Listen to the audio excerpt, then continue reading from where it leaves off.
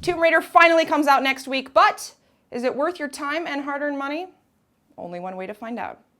As one of gaming's most recognizable female icons, Lara Croft has been the subject of many debates over the years. Her courageous demeanor and impossibly short shorts have captured the hearts of male and female gamers alike, but like every other long-running series, the franchise has had its ups and downs. Determined to shake things up with their latest adventure, Crystal Dynamics has invited players to explore an unseen side of our heroine. One that's young, terribly unsure of herself, and surprisingly good at taking a beating. I hate tombs. Now, I'm not gonna lie, the story of Lara Croft's beginnings is a lot like the television show Lost, though perhaps not quite as compelling. Lara and her crew set out to study some ancient ruins and wind up shipwrecked on an island in the mysterious Dragon's Triangle.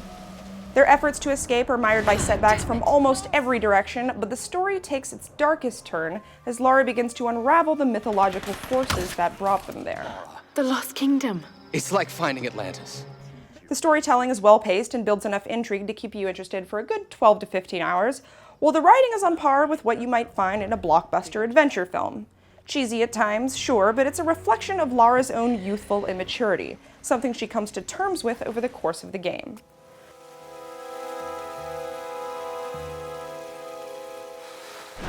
Her evolution from weakling into survivor isn't just a plot point though, it's also a blueprint for how the rest of the game is laid out.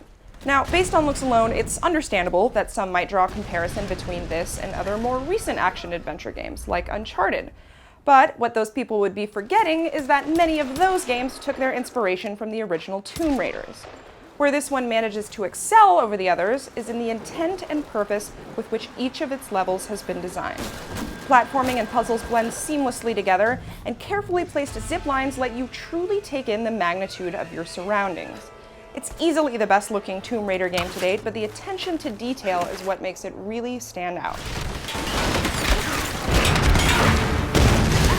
When Lara first arrives on the island, she's ill-equipped, wielding only a pickaxe and a deftly acquired bow and arrow. Despite the game's purported emphasis on survival, hunting and foraging are actually completely optional activities because Lara can't really starve. The only real benefit they serve is to funnel experience points into a minimalistic and wholly unremarkable progression system. Those of you hoping for unique and memorable skills won't find them here. What you will find are boring throwaway skills that serve no purpose other than to increase the rate by which you acquire more skills. Some don't even make sense within the context of the game.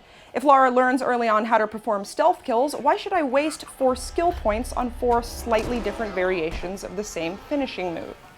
The lack of depth becomes glaringly obvious towards the end of the game, and the seemingly infinite opportunities for XP, though welcome, preclude almost any variety among skills. Ironically, Lara's most interesting abilities, like shooting rope harnesses and flaming arrows, are acquired through the weapons upgrade system, which later expands to accommodate a handgun, shotgun, and an assault rifle. She can use salvage gathered from crates and enemies to upgrade her weapons and further enhance them by collecting hard-to-find weapon parts. These can be applied at the game's various campsites, which also act as fast travel hubs, allowing her to revisit previously discovered areas. Every so often while exploring, a tomb alert will pop up, giving Lara the option to raid it at her convenience. There aren't too many of these in the game, and in fact, the ones that are there seem incredibly oversimplified. They rarely, if ever, extend beyond a single room, and even with some of the more involved puzzles, the challenge seems to come more from precisely timed platforming than critical problem solving. On the upside, they do give more XP than anything else in the game by far, and they're still a treat to encounter despite their lack of complexity. Exploration aside, I'm surprised by just how well the combat seems to have been implemented. There's a good balance between shooting and stealth, and while it may not allow for a whole lot of creativity on either side, it does do well within its own limitations. The wide open firefights are engrossing, the stealth segments require a fair amount of strategy, and the cover system is one of the best I've seen in a game. Gone are the days of dedicated cover buttons and getting stuck behind walls. Lara can now automatically assume cover just by walking up to it. This keeps the interface empty and clean and makes it easier for you to avoid the blast of enemy explosives. Run, you bastards! I'm coming for you all! Now, some of you might disagree with what I'm about to say, and for what it's worth, I fully acknowledge the significance of QuickTime events in the Tomb Raider canon, but stringing 5 of them together just to kill a wolf is excessive. If they were good, I could understand, but wiggling the analog stick left and right and tapping X repeatedly is not anyone's idea of fun, even remotely.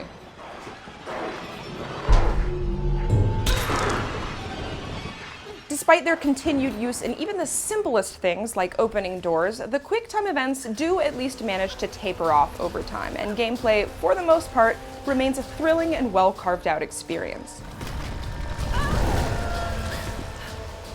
I wish I could say the same for the game's multiplayer, though, which is a brand new addition to the series and one that, sadly, provides little distraction beyond the campaign. Deus Ex developer Eidos Montreal took the reins on this portion, and while they do seem to have made earnest efforts to pack a lot of content in, the results feel utterly contrived. All 4 of the modes are just slight variations of more basic ones, like Team Deathmatch and Capture the Flag, and none of them offer anything substantive that hasn't been done before and better in another game. If Eidos really wants us to believe this multiplayer was designed with beginners in mind, then maybe don't make it so easy to die within 2 seconds of respawning. Likewise, their efforts to tie the multiplayer in with the campaign seem superficial at best. Playable characters don't differ much beyond appearance, and your progress from the solo campaign can't be imported into the multiplayer. Granted, none of this would matter if the modes were in any way fun or addictive, but alas, the novelty wears off all too quickly. If there's one thing to be learned from this whole multiplayer experience, it's that Lara Croft is more than capable of standing on her own. Despite all these complaints, it's important to note that the core experience in Tomb Raider is still very much an enjoyable one.